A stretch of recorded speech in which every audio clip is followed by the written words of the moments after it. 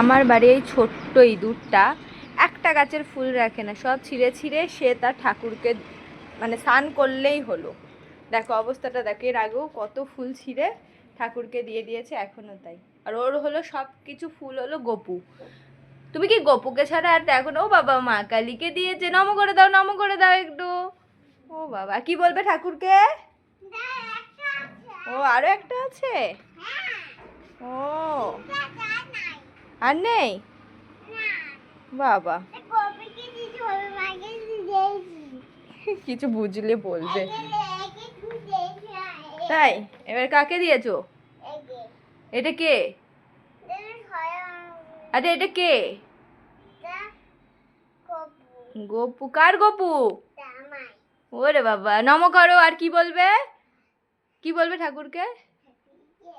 হ্যাঁ,